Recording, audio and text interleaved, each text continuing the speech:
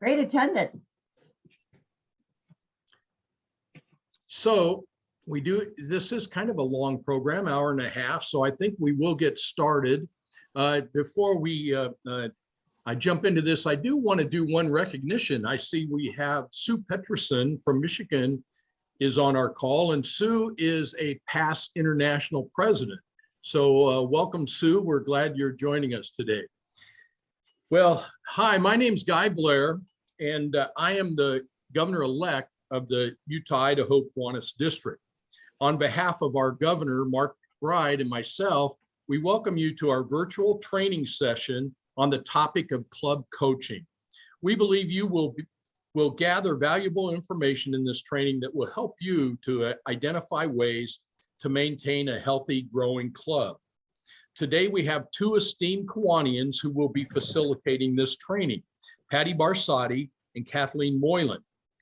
Patti and I were members of the California, Nevada, Hawaii district, and our Kiwanis paths have crossed many times over the years.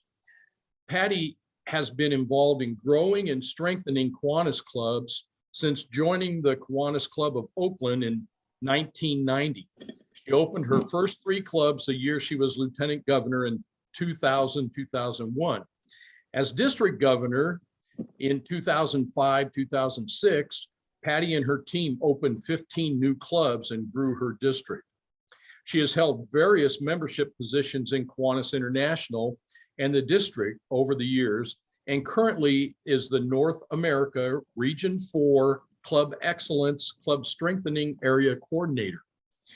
Kathleen Moylan, I first met at a Kiwanis, a club opening event in Chicago in May 2015.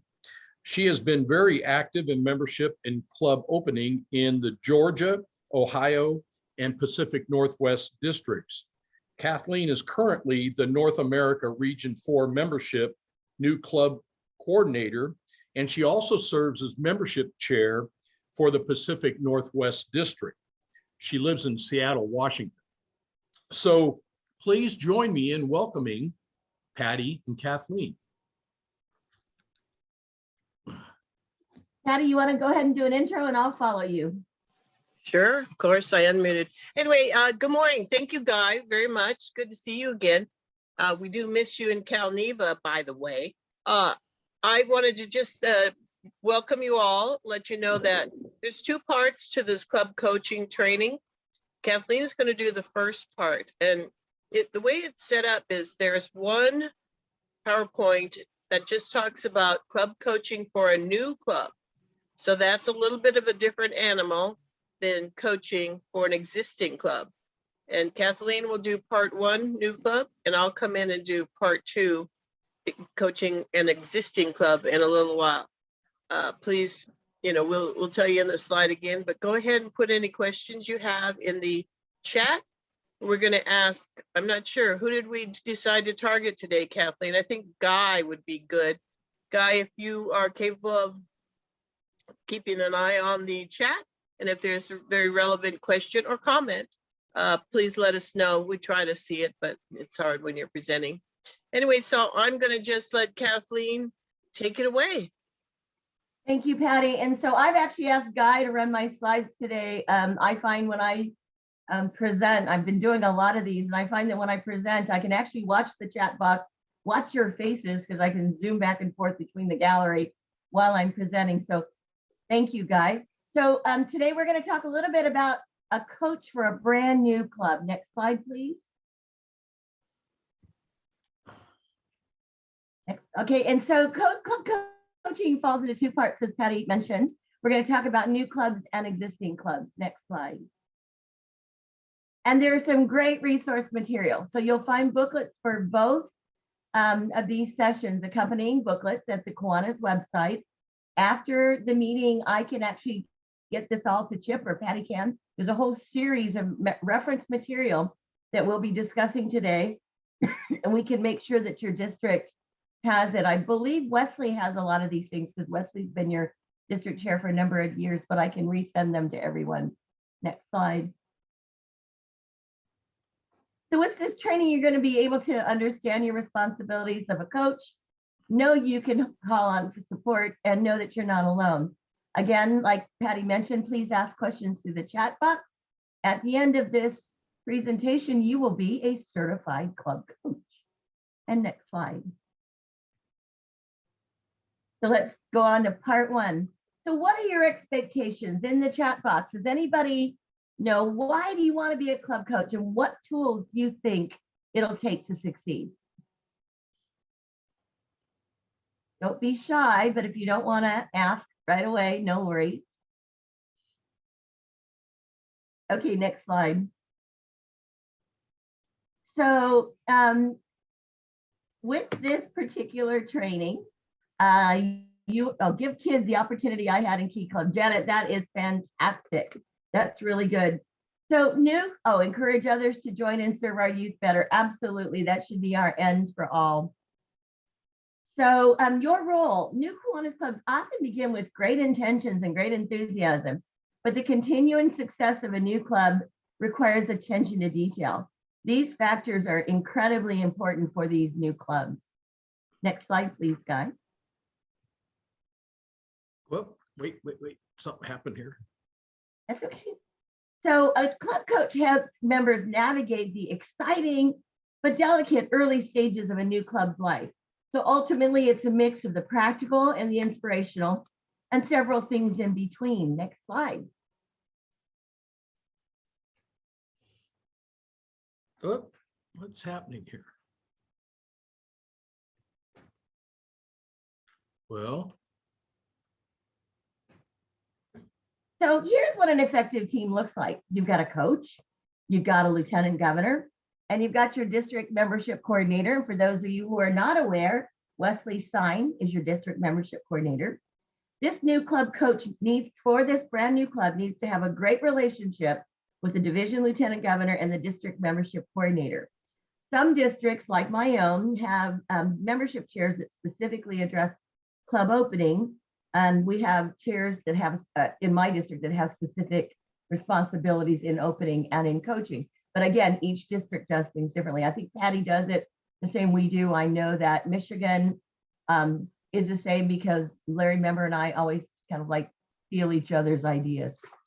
Next slide. So your role might be a couple of different things. It really depends on how the new club is structured. In these days, we're doing a lot of brand new clubs virtually. By the way, Anna Wu is doing a session on that Friday afternoon. If you'd like a link to that, I can get that to Chip.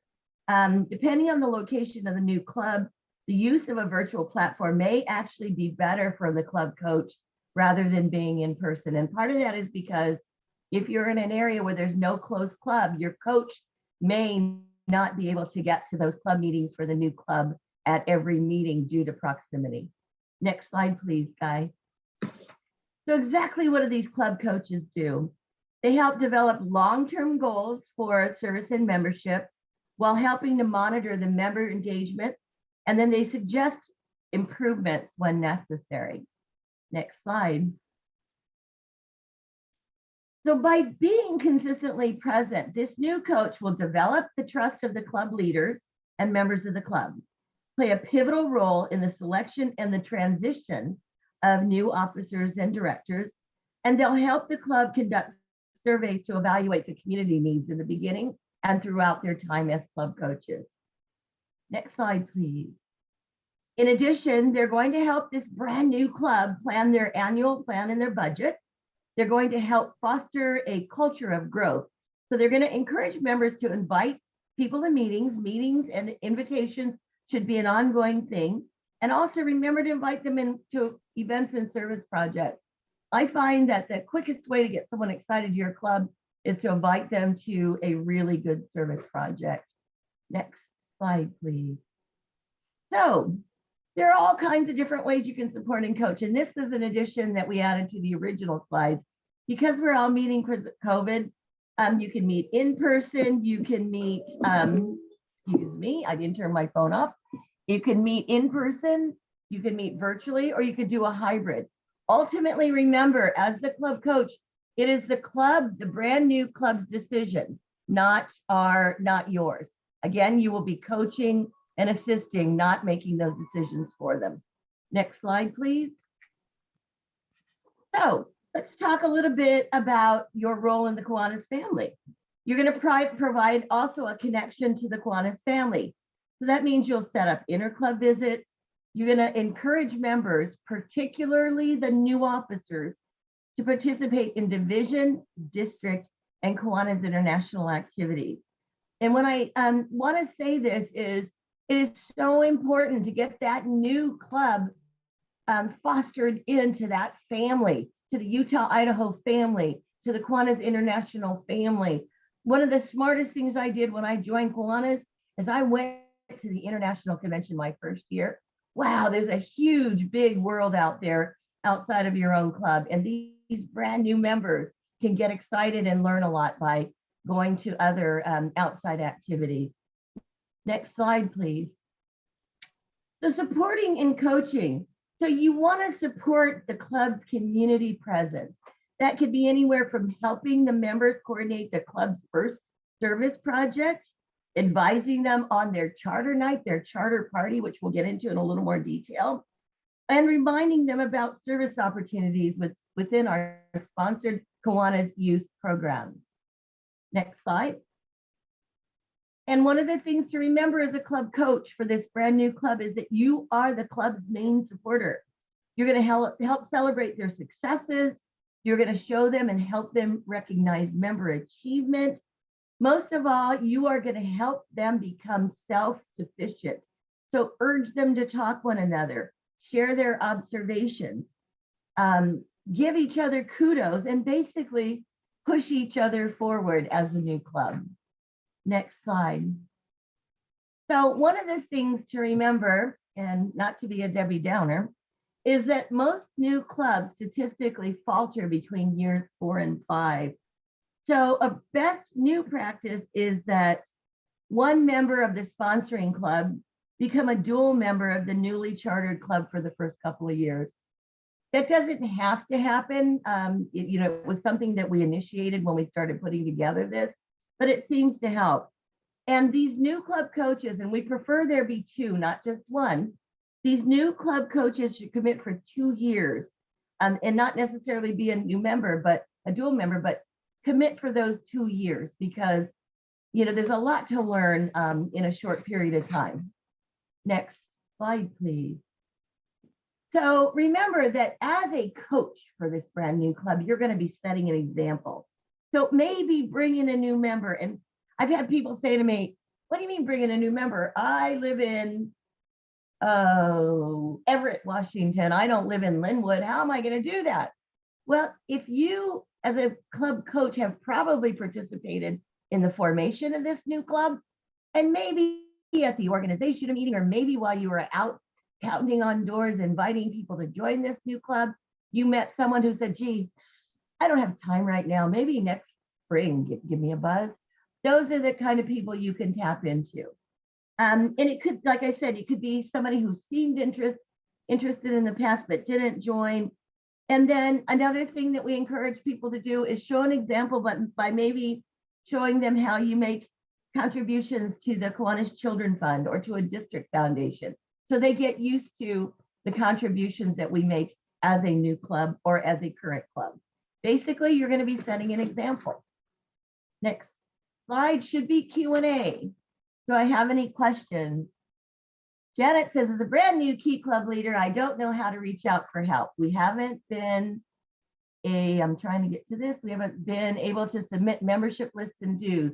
We felt like an island. Okay, so that's kind of a Key Club question, Janet. And as I am actually a Key Club area administrator, but you also have a Key Club administrator in your district. So that's the person to talk with. As a new Key Club, I'll tell you, it gets done through the MUC, which the club or the faculty advisor and the club secretary do. So your service leadership program coordinator for your district is the person who can help you out with that. Are there any other questions? Kathleen, if I can jump on that real fast. Janet, this is Chip, the district secretary. You send me your contact information. I'll make sure my wife reaches out to you. She is the district Key Club administrator. Well, that was easy, Chip. Okay, anybody else? Okay, moving right along. You guys are either I'm giving you a lot of information or you guys want me to get through this quickly. Okay, so after organizing this club, next slide, please. So the first 6 months are really crucial. Next slide. In these months, you're going to arrange for officer training. You're going to conduct an orientation for new members. That's all things Kiwanis, including the secret handshake. And you're going to help organize a committee structure. May I say, please make sure you have a membership committee chair. That is very crucial. Membership should be an ongoing 24/7, 365 commitment on behalf of the club. Next slide, please, guys. And nothing's finished until the paperwork is done. So in addition to helping this new club with their responsibilities, you're going to have to show them how to complete the necessary reports. So you might have to guide them through things like the articles of incorporation, tax information, opening of bank accounts. Here's the cool news. Renee Booker at Kiwanis International, as soon as you show that new club in to Kiwanis International, will send you a checklist of things to be done. It's fairly simple. None of it is rocket science. And there are a lot of experts that can help you out with that paperwork. And again, she will also send you links to how to fill out that paperwork. Next slide. So let's talk a little bit about the first year reminder. Remember, as a coach, you're encouraged to attend as many meetings as you can of this new club to be able to advise as needed. Next slide. So for the new club coach, there are several things to keep in mind during this first 6 months. Momentum is really, really the key. Next slide. So again, here are some important next steps. Ensure that they all have a club leadership guide. Ensure that, make sure that you're following up with them. Definitely stay in touch. You should be on everybody's speed dial if somebody has a question or has an idea and they just want you to kind of be a good listener. And number 4, you need to help them ensure that the paperwork is done. Remember, they're brand new. They don't know a lot about Kiwanis. They don't know a lot about the paperwork. Full descriptions of a lot of these things will be found in that club coaching guide that I referenced earlier. And again, I will actually go ahead and send all those documents electronically to Chip after the meeting, and he can send them out to the group that's on the call. I see Jeff has something in chat, and Jeff says, you've seen clubs assigned to this position as to the president-elect. What do you think? Membership chair. You know, Jeff, here's the deal. That's a good, I mean, that's good because I think the president-elect needs to know the importance of membership. In my personal club, I'm obviously the membership chair in my home club, but I think it really is somebody who is willing to take the time and the energy to reach out and start looking for new members. A membership chair might be someone who is there's a couple different ways to look at it. It might be someone who's gregarious and not afraid to talk with somebody. So say Gloria Blair has a person and she wants to invite that person, but Gloria is painfully shy. So she says, Kathleen, can you call my friend Robert Komodo? Because I really want him to join Kiwanis. So as the membership chair, that might be something I do. But at the same token, your membership chair could be someone who is just extremely organized and make sure that when you do get a potential member, that somebody follows up with them. When they come to a meeting, you make sure that everybody greets them. You make sure their paperwork is processed. You make sure they have orientation. So there's a wide array of ways you can look at a membership chair. Just understand that it's a really critical role, especially to, well, not especially, it's a critical role to a successful club. Next slide, please. Again, those full descriptions can be found. Some of the things you want to encourage clubs to do is you want to encourage them to do interclubs. What a great way to learn about projects and information about people around you. Solicit nominations early for leadership. So when you're looking at the changing of the guard, make sure that you're looking at the next group. And then meeting with the club's officers and boards, make sure you're constantly meeting with them. And again, work closely with your division lieutenant governor, the sponsoring club president, and the newly elected club charter president. That club charter president has got a lot on their shoulders and they don't know all of the ins and outs of Kiwanis. So it's really important you make them feel valid and value added and make sure that you're mentoring them. Again, all of these things are in the club coaching guide. We're into another Q&A, I believe, Guy, in the next slide. Anybody? And by the way, I'm liking that you guys are putting stuff in chat as we go along. Sometimes it's just easier to capture those questions while we're in that subject. But again, if you think of something at the end, go ahead and put it in. Okay, we did Southwest last night and there weren't a lot there either. So moving right along, we're going to talk a little about the charter and afterwards. Next slide, please, Guy. So what you're going to do with this brand new club is you're going to help them with their charter celebration. The charter celebration is an occasion for the entire division to recognize a new club, meet those new members, welcome them, and thank those individuals to put together this new club. And a new club can bring such incredible energy to a division.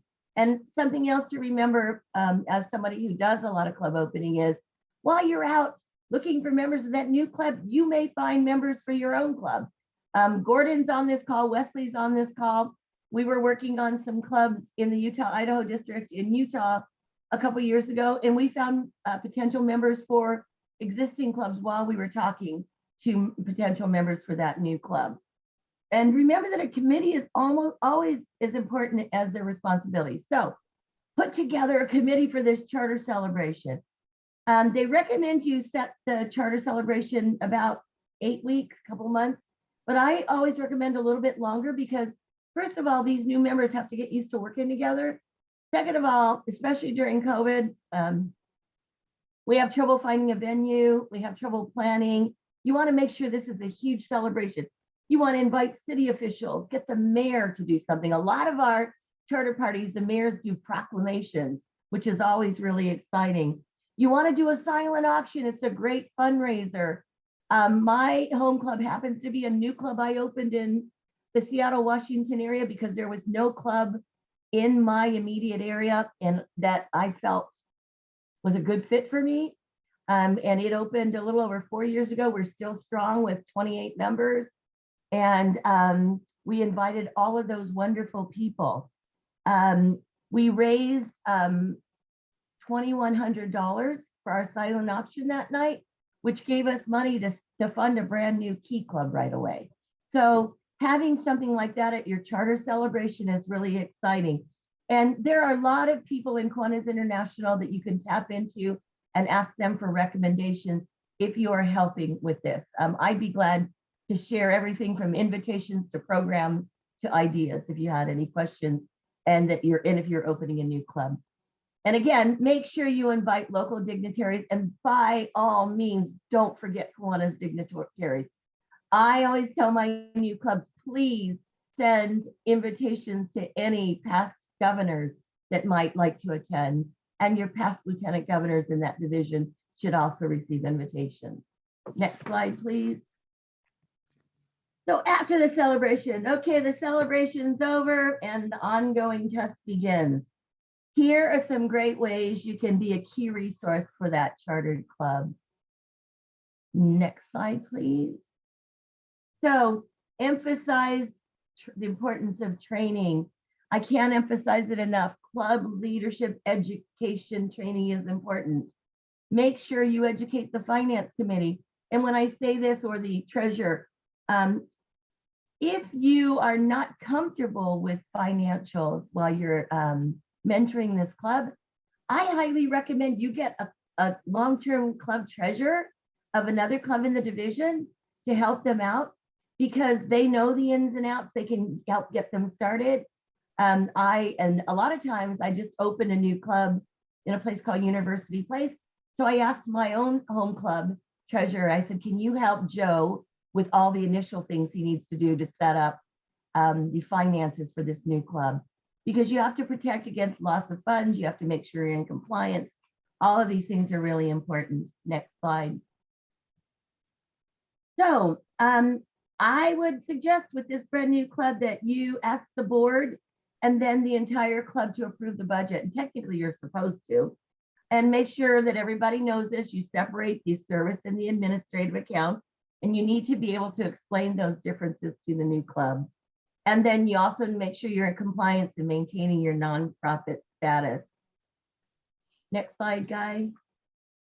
So monitor compliance with incorporation status and annual filings for you. And this is again for US clubs. We have another slide when we deal with Canadian clubs. So you need to understand the difference between a 501c4 versus a 501c3. In my district, I have a chair that specifically works on any legal documentation for new clubs. He works with dissolutions, he works with mergers. But there's probably someone in your district that's able to help you out with all of that information. Next slide. Some of the things you remember is filing taxes. You need to file your 990 on February 15th. If you're going to be a club coach, that's a date that you need to remember. And then the other thing is encourage your club right from the start to make contributions to the Kiwanis Foundation or to the Utah-Idaho District Foundation.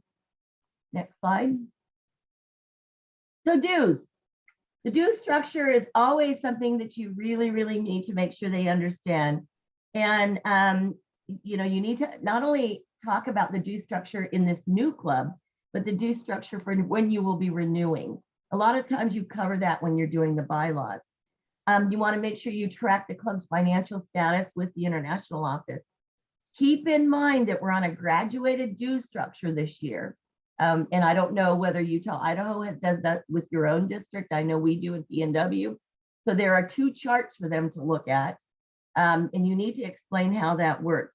This is new. And so I'm making sure people are aware of that. Make sure everybody knows, especially this new club, as they add members, we are on a graduated due structure. So membership for somebody, if we open a club right now in January, is going to be different if we add a member in May. And also keep a good list of scholarship and donation amounts for the club. And again, your treasurer will be taking care of all of that. Okay, next slide. So I get really excited about this because I'm a membership person. The culture of membership growth is important. And I said this earlier, membership and recruitment is a 24/7, 365 process. Clubs that thrive are those that are consistently bringing in new members and retaining the ones they have. Emphasize to this brand new club the culture of constantly having membership growth within the new clubs. Next slide, please. So such a culture includes everything from recruitment as an expectation of the members to fun meetings, frequent reminders about the club's accomplishments, recognition, and constant communications with members you haven't seen in a while. Patty and I were in a call last night and that was brought up. If you haven't seen, and I'm going to another screen to pick on somebody else, if you haven't seen Scott Smith in a meeting in a while, somebody pick up that phone and call Scott and say, hey, Scott, how you doing? We haven't seen you in a while. What's going on in your life? Scott might have something business. Scott might have something personal where a nice card or a nice reaching out from somebody might be a good thing to do. You want those members in a new club to feel value added from the get-go. Next slide, please, guys. And so all of these membership resources are available 24/7 on the Kiwanis International website. Next slide, please. Accountability. And this is, we're going to duplicate here, Patty. And one of the things that you'll find about these, and Patty, feel free to pitch in on this one, is that when these slides were developed or these presentations were developed, they were developed so you could actually do just the new club coaching presentation or just the existing club excellence presentation. So you'll find that slides that Patty is going to present, that will be similar to the ones that I'm presenting. So as the club continues, remember that a lot of its success depends on the work of the club leaders. And you can get them started right away by emphasizing the importance of accountability. Next slide.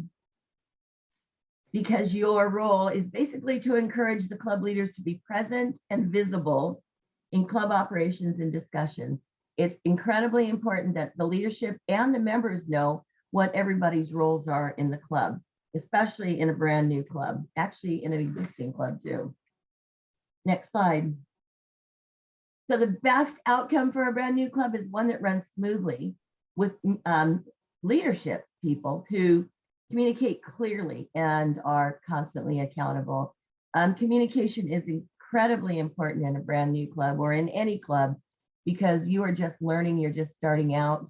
And you know, there might be a lot of things that we as longtime Kiwanians and coaches assume people understand, but remember, you're going to be dealing with a lot of people who don't know the vernacular, they don't know the customs, so make sure you are very careful in explaining things in great detail. Next slide. But for some clubs, you may need to conduct that accountability conversation. You know, in other words, maybe somebody's dropped the ball. Maybe, oh, we don't need to meet, you know, tomorrow because maybe we should cancel the meeting next week because there's a football rally.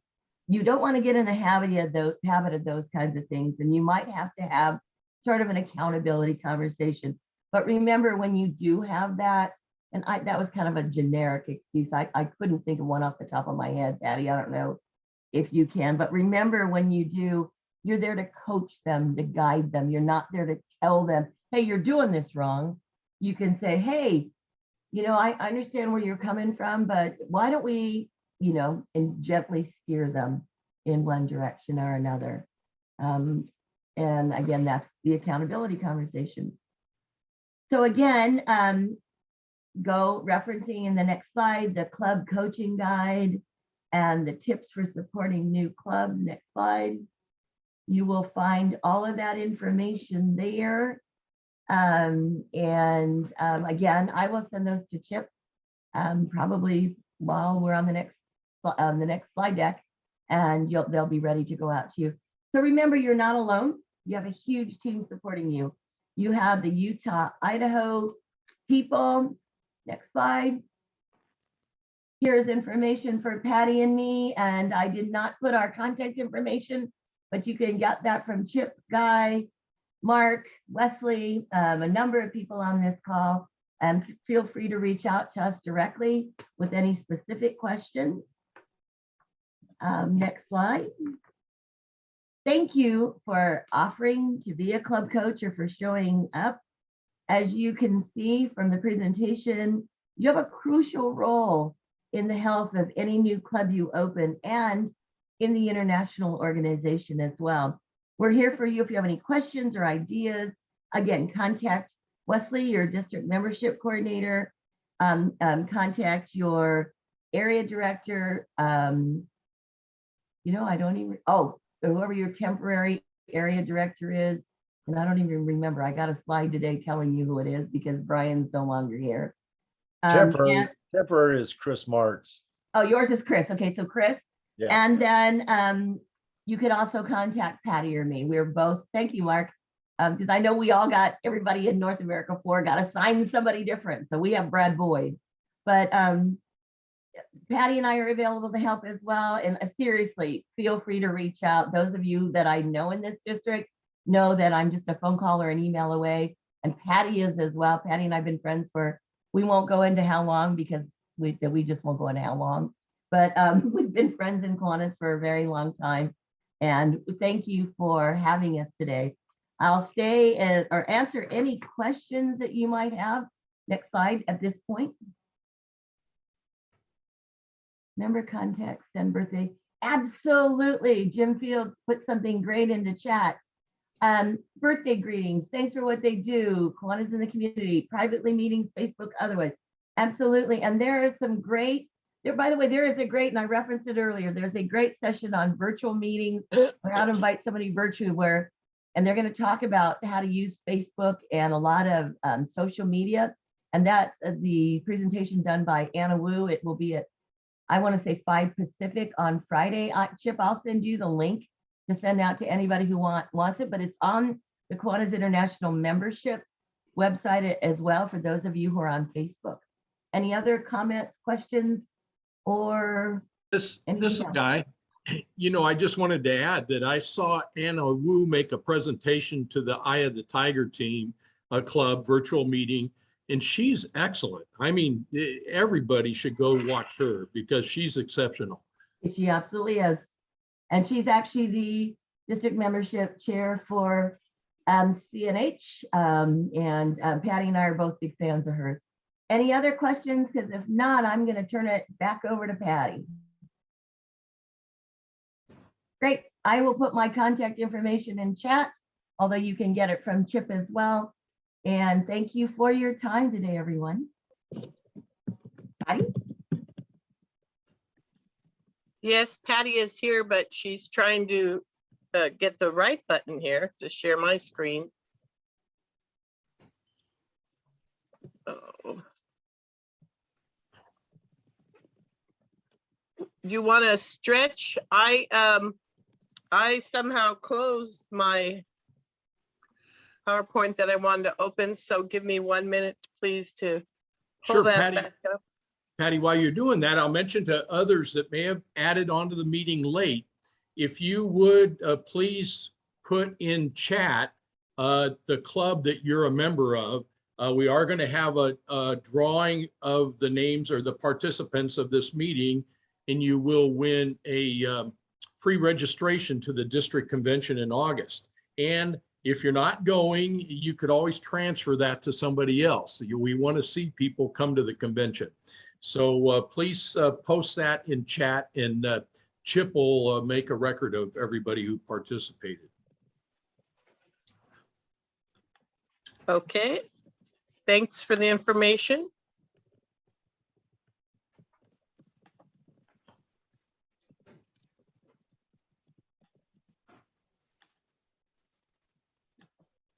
I'm assuming you see my PowerPoint up there?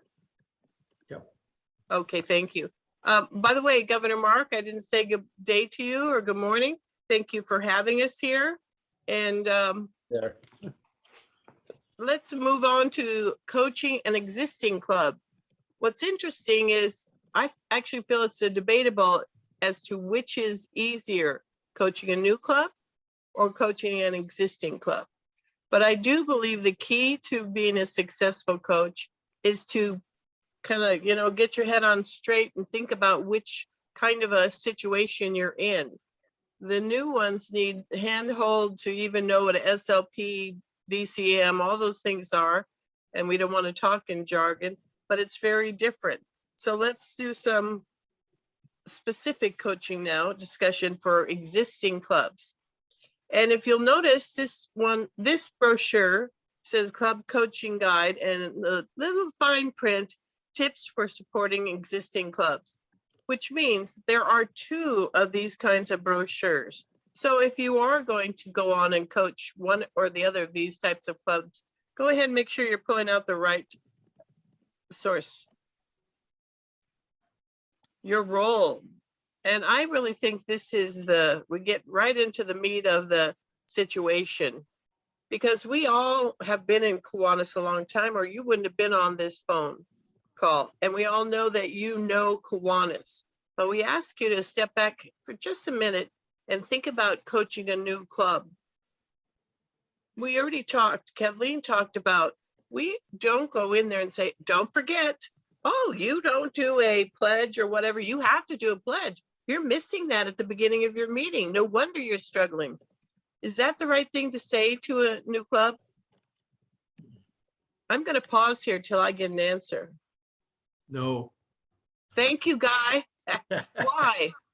Why, Guy? Well, you know, we need to always be an encourager to clubs, and we need to lift them up and not to tear them down. And so I think sometimes we just need to try to put a positive spin on things and say, well, have you ever considered doing something this way, or, you know, things like that. Thank you very much, Guy. And is a pledge or a invocation or a song required at all? No, actually, clubs have a choice. In fact, I will share that I stopped singing in one club because we had Key Club come to lead the meeting, and I discovered they didn't know the patriotic songs, and they feel uncomfortable when we're singing a song. They don't know the song, and so I wanted Key Club members to feel comfortable coming to a Kiwanis meeting. And so sometimes maybe you need to change the way you do things to encourage the younger members to be involved in your club. Thanks, Guy. Exactly where I was going. But that's the point, that we need to be open and understand this is not our club. We don't have the right to tell them what to do. So to make sure we're doing a good job, we want to look at their culture, right? If it's an existing club, what are their beliefs? What do they think is important? What are their values? And what are their priorities? We're going to talk a lot more about that going forward. What's their language? Do you even speak their language? Are you the right coach? What are their traditions? I really think these are different words to say a lot of the same things, but their community presence. If I was going to coach a club, I'd try to find that out ahead of time. Google the city and Kiwanis and see if some kind of signature project comes up. But the people, we need to understand the people. And I want to say too, Guy hit something right on a nail right on the head. If we're going to encourage these clubs to bring in newer, younger members, we need to know they're not like us folks that have been around 30 or more years or anywhere near that. So let's move on. Guy, as you did, sometimes my slides do not want to move forward or back.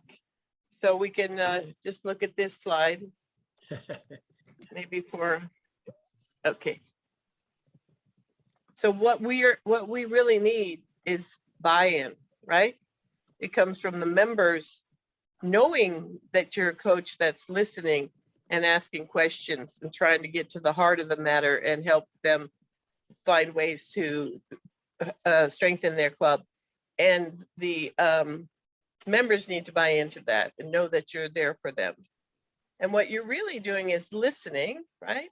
And you're identifying some gaps and what's going on and what are the challenges that this club has. It says here, help needed, asking for help. We really should be working with clubs that they don't have to be the first one to ask us, but we have to know that they want to be helped. If they don't want to be helped, is there any way we can improve their club? We should hear a unanimous no, right? And this is a kind of the same comment from the first presentation, but a mix of practical and inspirational support, that's part of your role. And the way I like to visualize it is sometimes it's very practical. Oh, here's the form, and this is the form that usually is filled out this way. This is the kind of information you need. That's the practical side of things. So there will be practical things you need to help with and inspirational. You're the cheerleader. We've talked about that before. So always being positive and a great role model. Takes a team, and no one likes to be left out of the communication. It's not good for the process, not good for anyone. So make sure we have the coaches involved with the lieutenant governor and the district membership coordinator, whatever your district is asking for. So as far as communication, there may even be other people that you want to have involved so they know you are helping that club. And they also, of course, could have a lot of insight for you. And if you're gone, that lieutenant governor will stick around in that division and needs to know what's happened with that club and help you follow up in the long run. There's a lovely picture of you and your friends. What do club coaches do? Because we're going to be supporting and guiding these clubs.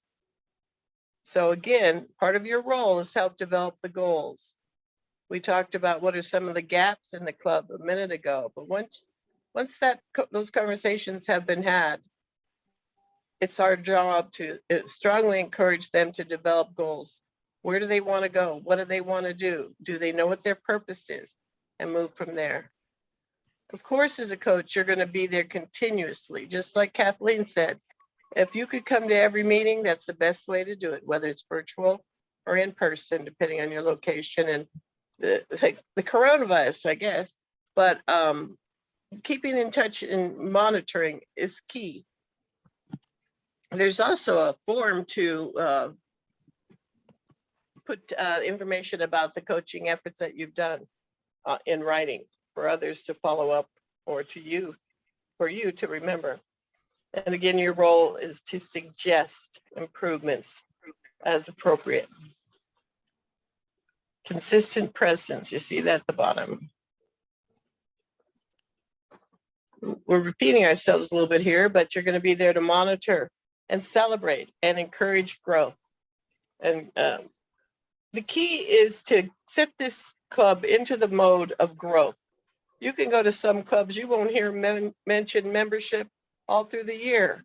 It's the clubs that encourage membership and prospective members to come by every year, every week. That's what you can see, that's the basis of a successful club. As you're supporting this club and guiding them, take a look at what they're doing. Are they involved in their own clubs? Are they coming to their clubs? How's their attendance? Do they go to division meetings, division fund events, division service projects? Same with the district. Are they involved? Are they going to trainings, conventions, mid-years? That can be the best medicine for club morale and for the club members to build a team. That's always fun and just builds the strength of the club. You want to look at their habits, of course. Are they effective and are they focused on the right stuff?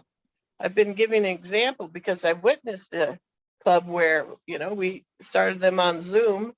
They were having their meetings and it almost turned into just a happy, sad dollar hour.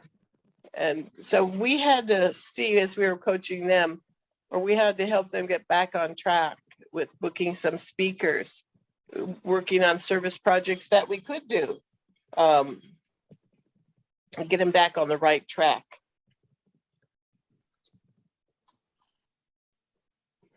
This is really important. And, I know a lot of the officers coming into the office at a club don't even know about some of the options that they have with the training that's online for officers or the club leadership education. And try to encourage the officers that are going out to be positive and to get the new officers coming in to be open to the club leadership education. There's always new information there. But what's more important in that leadership training is the camaraderie, the social connections, the support of the other clubs and those officers that they can depend on going forward. I can't emphasize how important that training is. And there you go. There's the uniform that's going to be passed out to everyone. I hope you've given your size to us. So, okay, maybe not. But just remember, you are a cheerleader. You don't have to be jumping up and down, but positive, consistent support is what they need. And again, you do set the example. You're the role model. So if you tell them, I've already signed up to go to the mid-year, midwinter, and encourage them to do that. If you have, I don't know, a way to have 100% attendance or pay for 100% and get a discount, whatever it is. But talk about the events that are coming up and maybe share if you're the one who wins the free registration today. But talk it up, talk it up. Coach existing clubs. How to measure the club's success. I do see a little question up here. I do appreciate it. Okay, here's a perfect question. That's what we were just talking about. Thank you, Sherry. We have seriously been taking a look at what can we do with COVID going on. I will tell you, my husband, who's needs to pay attention to COVID. We've been lucky. I got to knock on wood here. But he went out with the Key Clubbers this weekend. But what they did was he chaperoned and they built a trail on our Mount Diablo. It was outdoor. There was a few of them. They didn't seem to be overcrowded. I saw pictures, but there are things you can do. Now, Anna will, again, she has a list, and if she's available, she has a wonderful presentation on virtual online fundraisers, wine tasting events, all kinds of things. Even there's a trivia group that a couple of clubs around here in California do every Wednesday, and the club makes a couple $100. But you know what? It's keeping your members engaged, stimulating their mind, and they're raising money and having fun. So there are quite a few ways, and we have to think outside the box to make those things happen. So thank you for the question, Sherry. So I do want to know what people think. How do we measure success of an existing club? Is anybody out there? I can't see hands, so you could speak up if you have that, or put it in the chat. This is Chip. It's a hard one to answer because it's easier to see red flags. It's easier to see the opposite sometimes than it is to look and go, oh gosh, we're really getting this right. I mean, membership growth is pretty obvious. Enthusiastic, passionate leaders who are vying for office is pretty obvious, but I always struggle with this one myself. Chip, thank you for pointing that out. It is so much easier to find the negative. And we could talk about relationships. We do the same thing in our house. Why'd you do that? Well, did you say that when they just did whatever positive? But when you have that negative notice or red flag, how can we turn it around? What do we need to do to make this a positive? But I think what you said was right. Of course, growth. We do have to remember that growth is a clear sign of success. Anyway, the steps to it. And also bringing members. If no one in your club brings any prospects ever to a meeting or a service project, what does that mean? Maybe you need to take a look at your club and find out why they're not proud enough to bring a member or prospect. There you go. Brian said, active participants who are engaged in attending club activities. Exactly. Member participation in club activities, right? And as we grow, more members participating and more activities going on. Very good. All right.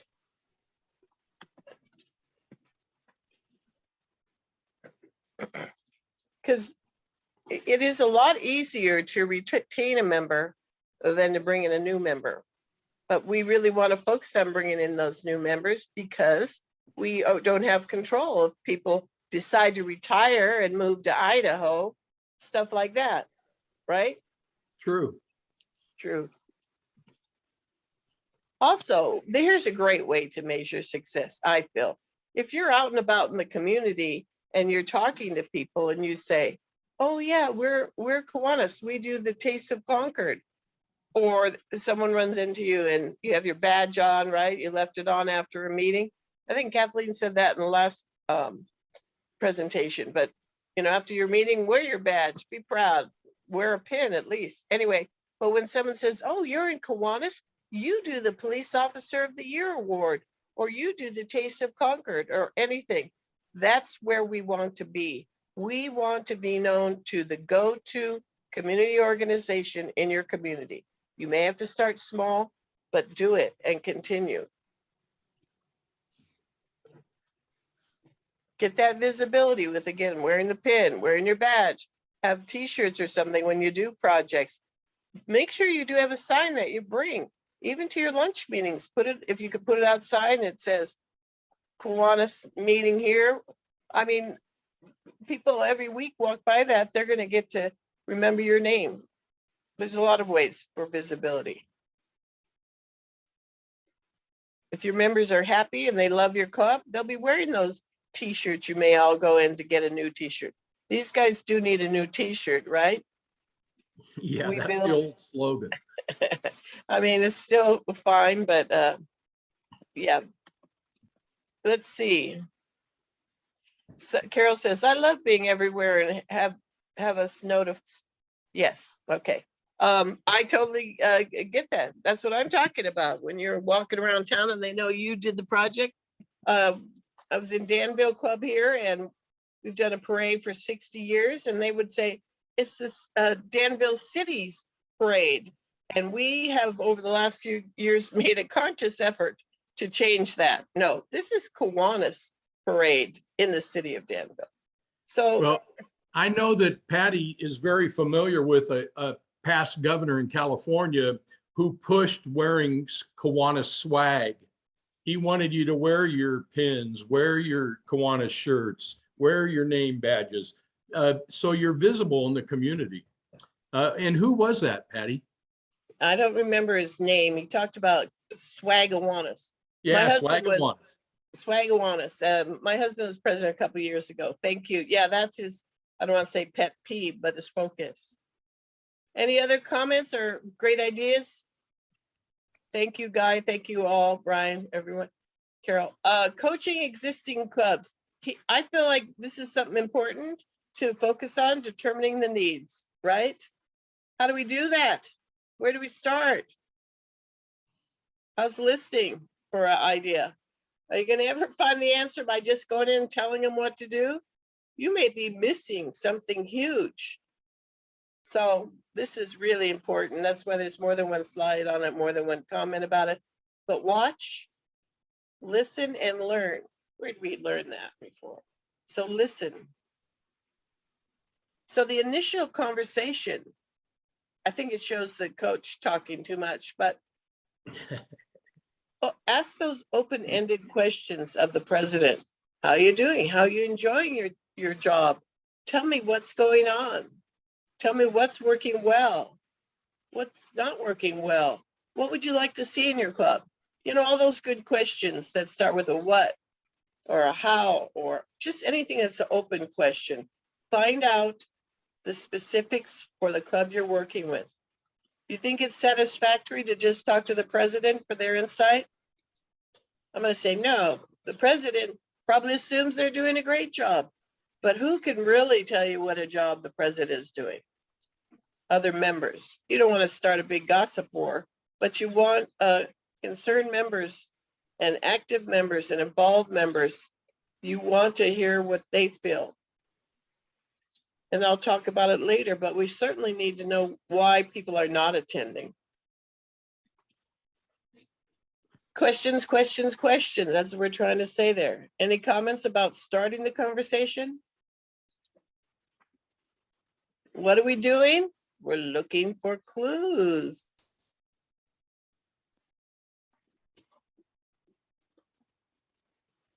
This is something I feel is very, very exciting.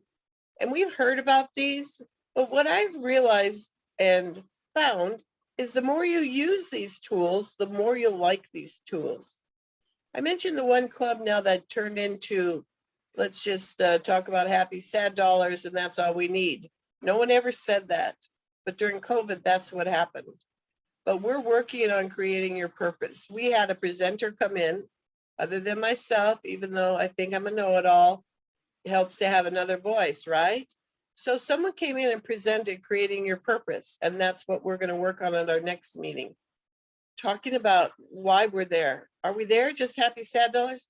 No, we know we love each other and really want to hear what's going on with everyone, but what's our purpose? There's a lot of ACE tools here, and it would be great if we had time to go over them. That would be like an all-day seminar.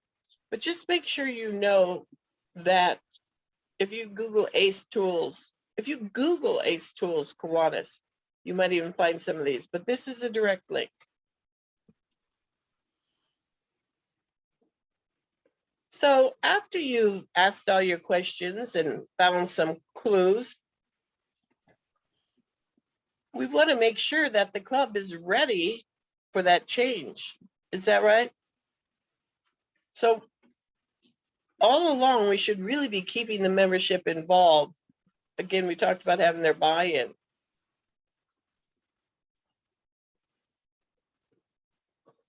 The best way to make things happen is to hope that everyone else is open-minded. The club's got to be ready to make some plans, to act, to actually change and to grow. Would you all agree? Silence. I know you agree. My calendar keeps coming up here. Crazy, crazy calendar.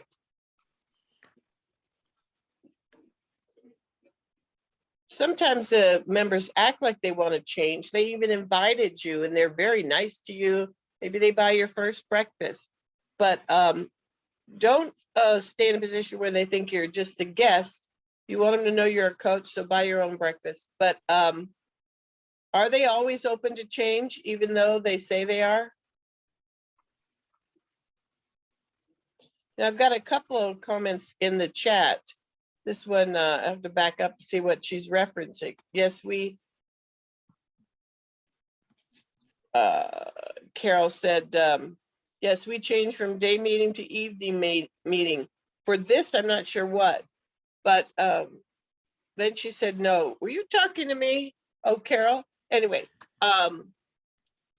be careful with changing your meetings around. I don't have any reason not to think that the meeting should be changed from time to time, but you can't willy-nilly do that. I watched a club with close to 100 members we had built in 2001, and they had close to 100 members. It was a little fluky why they got that many, but then when a couple of years into it, one of the presidents took over, and she even had a cup printed up that said no more 7:45 a.m. meetings. Well, that's great. She's so proud she had that change, but that club dropped way down from the 70 or 80 they still had to 30. So you can't just make changes, or I would not recommend anyone make changes without consensus of the team, the members of the team, the club. Okay. Were there any questions there? I thought there might be one, but if not, I'm going to talk about the meeting. After the assessment of what's affecting you, it's very important that we look at our club meeting, right? It doesn't necessarily have to change, but it might. And the meeting, I know someone who used to say this too, Guy, I feel it needs to be the best show in town, in your service and in your meeting.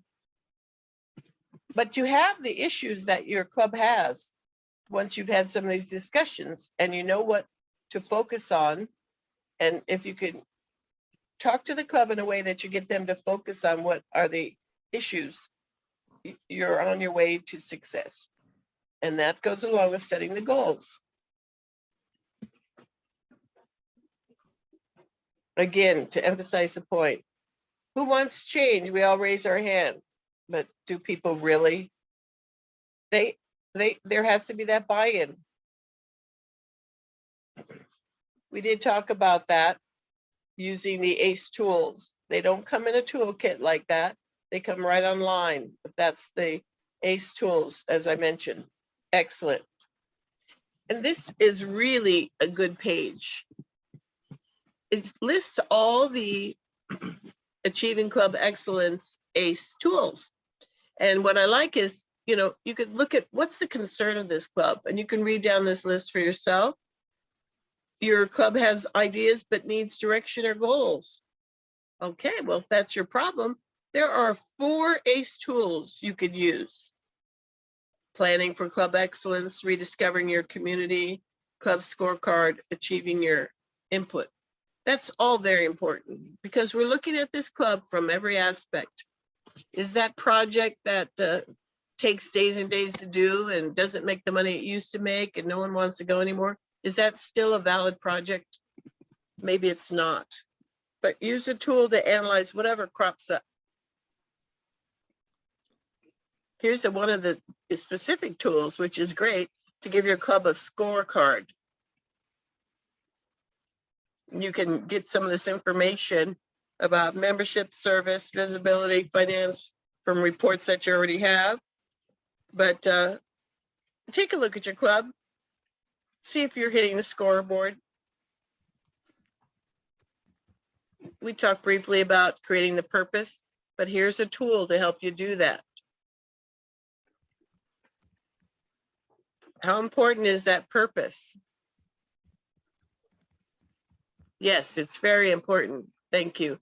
If you don't have a purpose, you're going to go back to just having happy, sad dollars and a nice lunch. And as Carol said, change is hard for people, and that's true. Getting more membership, that's what it's all about, more participation. Are your members satisfied? We alluded to this. If people are not coming to your club, you need to find out why. So if you do a survey, is it good to just give it to the club members at a meeting? Maybe, but you want to encourage people who aren't attending as well. I've always done raffles. You get a little ticket and some kind of prize at the end by turning in your survey. But however you can get people to participate. From Guy, for participants, ACE training is available from Kiwanis International. Would you like to see this offered at the district convention? Yes, Guy, I would. Who wouldn't? Okay, rediscovering your community.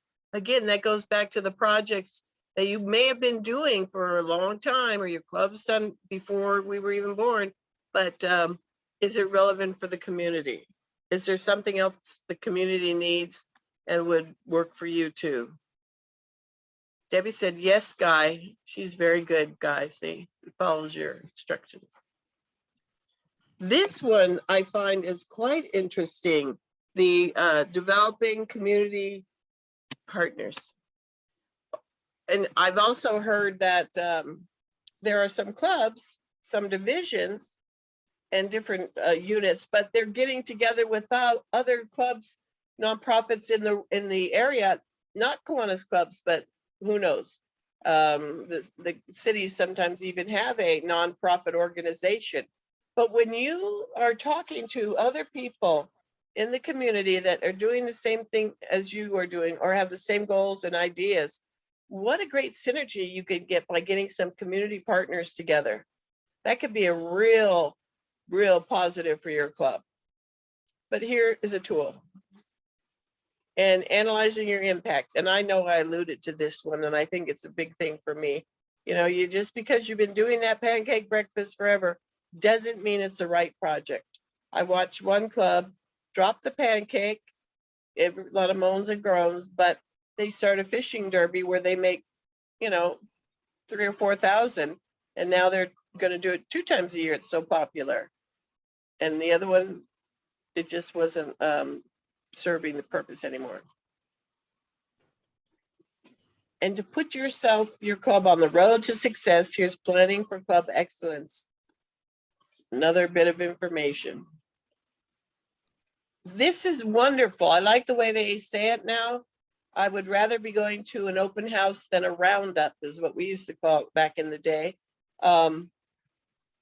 Before you have an open house, it is critical that we make sure we do have that club or service project that's not going to embarrass you. Okay, I'm going to ignore all the personal convention stuff. Are you guys good with that? You need to say anything about that? Yes, ignore it. Yeah, I'd like to get back to the project presentation. I can't answer those questions. All right, so somebody else tell me, what do you think about hosting an open house and how can we do it?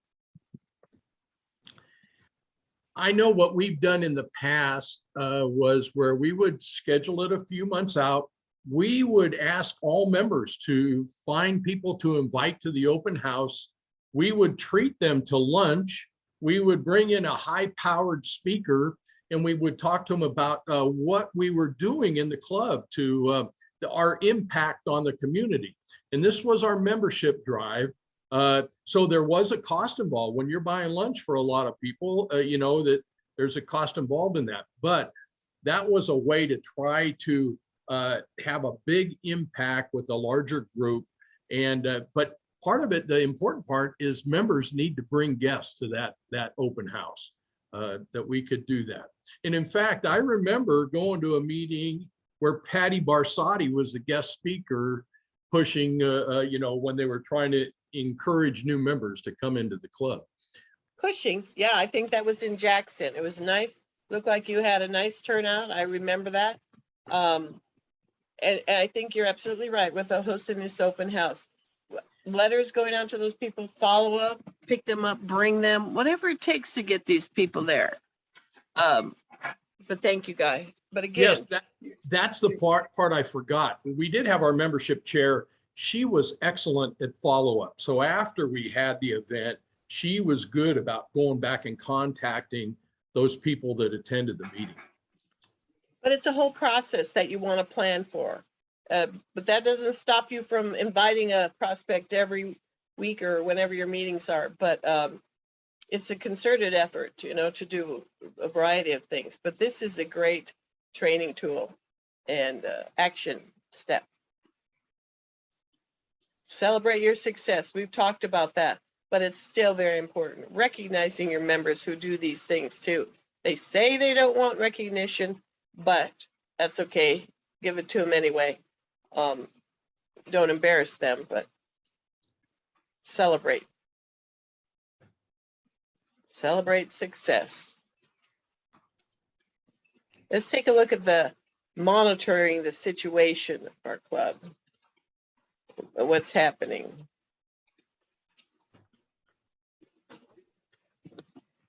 We had a few slides there on membership pictures there, but again, here's the important one is the www.kiwanis.org/club/membership. You could find the ACE tools in there. You can find everything in there, but keep an eye on what's going on with your club. Are your membership, is the membership increasing? Do you have guests? Are you working on the open house? What's going on with membership? Because everything you look at in a club, not everything, but much of it leads back to membership. It's all about membership. Let's talk about finance for a minute. Kathleen talked about it in a new club, and it's just as important in a existing club. The only problem you might hear is they haven't done whatever it is they need to do, and they haven't done it for many, many years. Whatever your states require as far as filing with the state or whatever, that should be looked at too. Because if you're not incorporated, there's a possibility of a lot of problems. So finance, someone needs to get in there and look at that from the basis. You probably want to have a CPA or someone like that be on a finance committee and take a look at what's going on with the existing club. The thing about that can help you is the bylaws. They talk about needing a review of your finances. So focus on that, or work with someone in the club to talk to you about what's going on with the finances. And know that there is training for the treasurer and the secretary, and that you can go online, and there's online classes as well. Club leadership education, a lot of good stuff for people. And the clubs sometimes think they're isolated out there. So that's what we need to let them know. We mentioned the finance committee and the review of the club's financials. You want to protect yourself against losses of all kinds. And I can't emphasize this enough. Any questions, comments? Sure, we all have some horror stories, but we don't need to get into those. The budget should be done every year. The budget should be pre-approved before your year starts as president. I'm sure you all know that already, but and the club should vote on that budget. It is not a select few who should be controlling that budget. Kathleen talked about the separate accounts, very important, admin and the service account. And I mentioned previously maintaining your nonprofit status, however you do that in your district. Guy, do you have any trouble with that in your district? Do you need a class on this at mid-years? No, I don't think so. I think we learned our lesson once before, so I think we're doing much better. Good. So our leaders here, as you coach the clubs, make sure they're in good shape. filing taxes on time, February 15th, right? And contributions to the Kiwanis foundations. And it's good to share with clubs what the foundations do, why you do it or why your club does it. And, you know, both the foundations, I think, usually work together or have different benefits and are both worth supporting, depending if your district has one or your club might have one. But synergy is a good thing. Kathleen talked about the fabulous dues structure. I think it's great for bringing in members for many reasons because of the proration, but the treasurer hopefully is aware of that. Making sure you have financial statements and presenting those financial statements at the board meeting every month.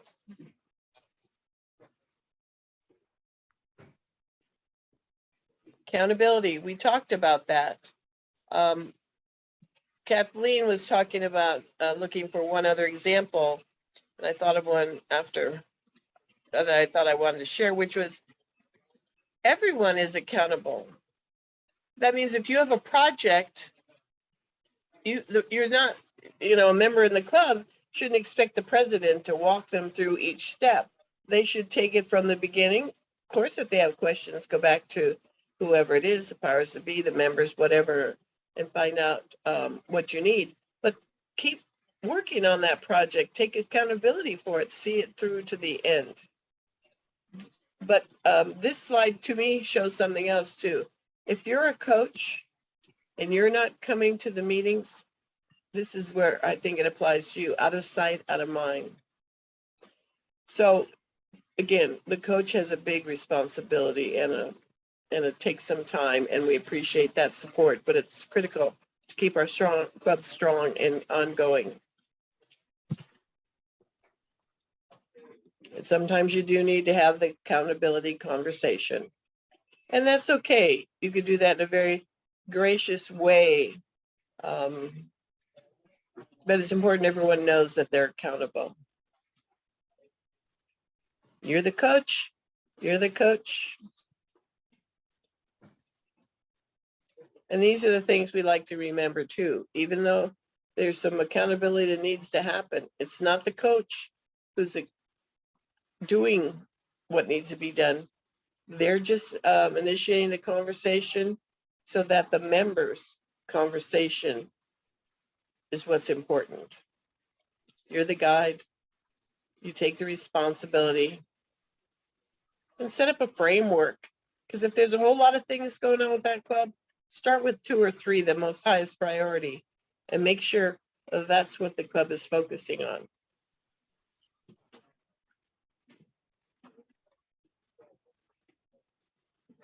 So if there's something that needs to be emphasized, of course, you could outline that behavioral concerns and share examples. Make sure it's in the appropriate setting too.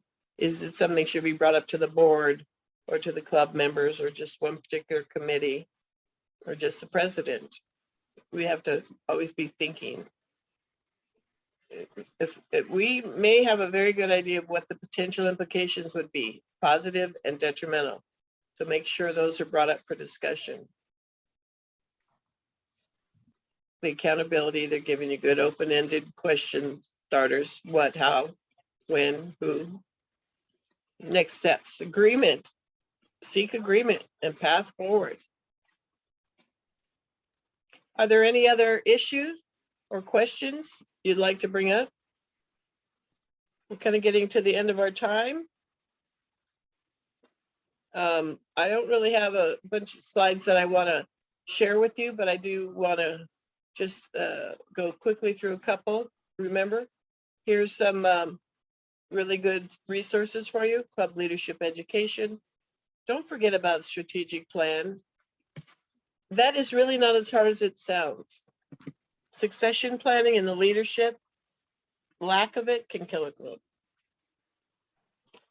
Committees, committees, committees. Delegate, delegate, delegate. Service leadership programs. Don't forget to take a look at them. Make sure the club you're working with is well aware of them and everybody's supporting them. We talked about partnerships, service projects. And again, thank you for being a coach.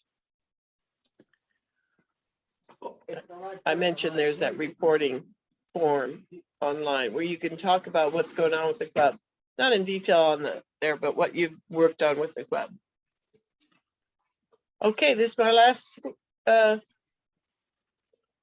slide before we let you know that we're here to help you. What questions you have? Well, Patti, what I was wanting people to do is this training was to be a certified club coach.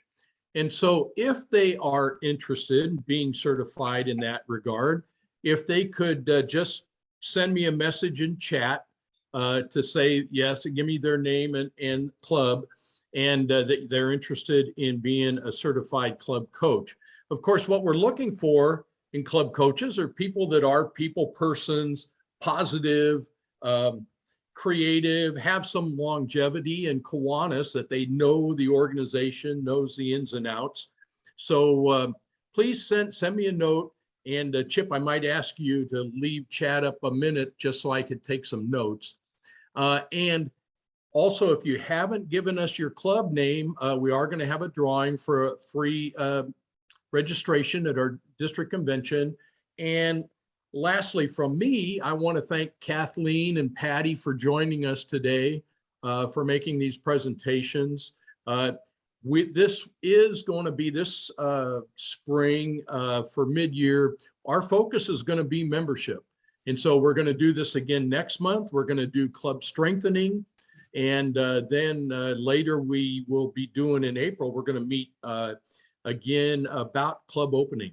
And so this is going to be our emphasis this year is membership. And so Mark, do you have any last comments you want to make? Well, actually, thank you, Guy, but I want to thank first Patti and Kathleen for joining us, but also Guy, you for setting this up. Yes, and as Guy said, we're looking for club coaches to help in all of our divisions and our clubs, just that we can grow our clubs. We need more hands for service in our communities, and we need to get our name out there a little bit better so that they recognize the great service that you're all doing. So, and again, yeah, February 16th is our next presentation. It'll be club strengthening, and in April we'll do the club building.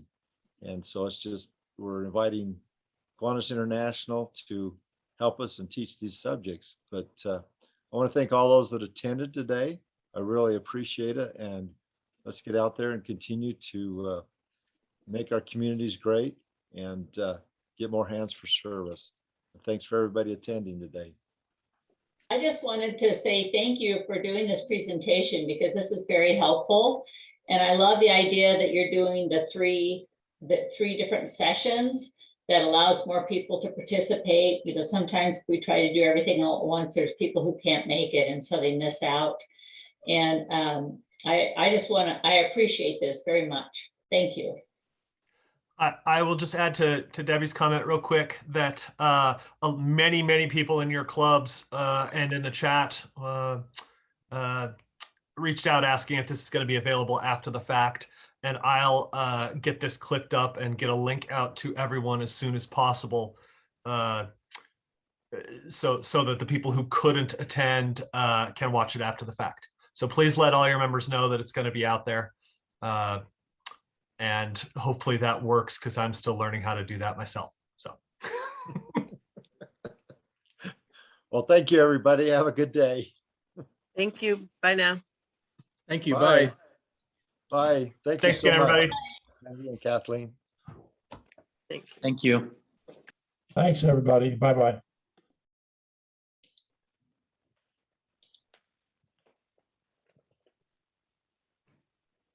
May the force be with you. And also you.